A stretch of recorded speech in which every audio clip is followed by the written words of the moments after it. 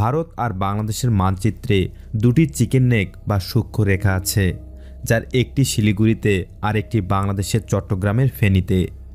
শিলিগুড়ির এই সূক্ষ্ম রেখাটিই ভারতকে এর উত্তর পূর্ব প্রদেশের সাথে আটকে রেখেছে। এই একটিমাত্র পথ ছাড়া মূল ভারতের পক্ষে এর উত্তরের 7টি প্রদেশের সাথে যোগাযোগ প্রায় অসম্ভব। তবে আরেকভাবে সম্ভব, যদি বাংলাদেশের উপর দিয়ে যায় তবে। ঠিক একই জিনিসটি বাংলাদেশের চট্টগ্রামের ফেনীতে। চট্টগ্রামের এই অংশে বাংলাদেশ ভারতের সীমানা রেখা এতটাই কাছাকাছি যা রাস্তা থেকে দেখা যায়। এক পাশে ভারতের বর্ডার আর অন্য পাশে বঙ্গোপসাগর। এই ধরনের চিকেন নেক সীমারেখা যে কোনো রাষ্ট্রের জন্য খুবই স্পর্শকাতর, কারণ সূক্ষ্ম এই রেখাটি যদি কেটে যায়, চট্টগ্রাম যেমন বিচ্ছিন্ন হয়ে যাবে বাংলাদেশ থেকে, ঠিক তেমনই ভারতের উত্তর পশ্চিমের 7টি রাজ্যও বিচ্ছিন্ন হয়ে যাবে। সাধারণত আমরা এই ব্যাপারটিকে হালকাভাবে নিলেও সামরিক বাহিনী কখনোই এগুলোকে হালকাভাবে নেবে না, যেহেতু ব্যাপারটা সার্বভৌমত্বের। কলকাতা থেকে ভারতের উত্তর পূর্ব শহরে যেতে হলে শিলিগুড়ি দিয়ে ঘুরে যেতে হবে, যাতে সড়ক পথে সময় লাগে প্রায় 27 ঘন্টা। আর যদি এই পথ বাংলাদেশের মাঝখান দিয়ে হয় তবে সময় লাগবে 16 থেকে 18 ঘন্টা। আপনি যদি একজন ভারতীয় হতেন তাহলে অবশ্যই আপনি চাইতেন এই পথ 16 ঘন্টায় শেষ হোক।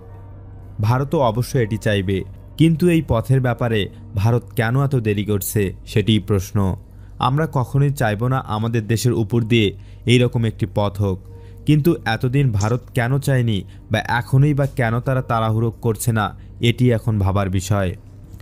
উত্তর পূর্ব ভারতের এই রাজ্যগুলো প্রচণ্ড অস্থির। শিলং, আসাম বা মিজোরামের মতো শহরগুলোতে এখনও সান্ধ্য আইন চলে। সামরিক বাহিনী নিয়ন্ত্রিত এই রাজ্যগুলো নিয়ে ভারত খুব বেকায়দায় আছে।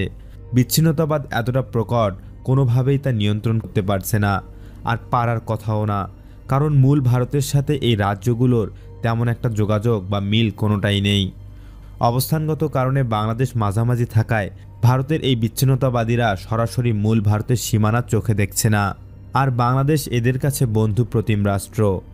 আমাদের সিলেটি ভাইরা অবাধে শিলংয়ের মতো শহরে ব্যবসা বাণিজ্য করছে। এই শহরগুলোর রেস্টুরেন্টে আমাদের বাংলাদেশ সিনেমার গান বাজে। অনেকটা বাংলাদেশ প্রিয় এই রাজ্যের বাসিন্দারা। সম্ভবত এই একটি কারণেই বাংলাদেশের সীমারেখা ভারতের কাছে এত প্রিয়, কারণ আপনি যদি মানচিত্র থেকে বাংলাদেশকে মুছে দেন তাহলে ভারতের পশ্চিমবঙ্গের বর্ডার পড়বে আসাম বা শিলংয়ের সাথে, আর পশ্চিমবঙ্গ এখনও এই উগ্র বিচ্ছিন্নতাবাদীদের ধকল সামলাতে প্রস্তুত নয়। সুতরাং বাংলাদেশের সীমারেখা অনেকটা মূল ভারতকে রক্ষা করেছে সামরিকভাবে। কিভাবে আপনি বুঝতে পারবেন ভারত বাংলাদেশ কিনে নিয়েছে? খুব সহজ। যেহেতু ভারত বাংলাদেশকে মানব বর্মের মতো রাষ্ট্রবর্ম হিসেবে ব্যবহার করেছে, সেহেতু যতদিন ভারতের উত্তর পূর্বের সান্ধ্য আইন না উঠবে ততদিন অন্তত বাংলাদেশ নিরাপদ। ভারত কেন বার্মাকেও বন্ধুরাষ্ট্র ভাবে? কলকাতা থেকে মিজোরাম পর্যন্ত সড়কপথে প্রায় 3 দিন লেগে যায়, তাই ভারত বার্মার উপর দিয়ে একটা সড়কপথ ব্যবহার করে এই দূরত্ব কমাচ্ছে। যেহেতু বার্মার সড়কপথ ব্যবহার করছে, সুতরাং বার্মার সাথে সম্পর্ক তো ভালো থাকবেই। কিন্তু সমস্যাটা হচ্ছে ভারত চট্টগ্রাম বন্দর ব্যবহার করতে চাইছে এই পথের জন্য, কারণ একটা জাহাজ কলকাতা না গিয়ে চট্টগ্রাম বন্দরে আসলে সময় এবং খরচ দুটোই কমে যায়। এই জায়গায় সম্ভবত মূল সমস্যা, কারণ যেহেতু আগেই বলেছে চট্টগ্রাম একটা সূক্ষ্ম চিকেন নেক বা সরু রেখা দিয়ে বাংলাদেশের সাথে জড়িত, সেহেতু চট্টগ্রামকে নিয়ে মাথা ব্যথা হতেই পারে। তাহলে কিভাবে বুঝবেন চট্টগ্রাম সামরিকভাবে অনিরাপদ একটা ভূখণ্ড? বাংলাদেশের সামরিক বাহিনীর সেনানিবাসগুলোর অবস্থা দেখুন, বুঝতে পারবেন সমস্যা কত গুরুতর।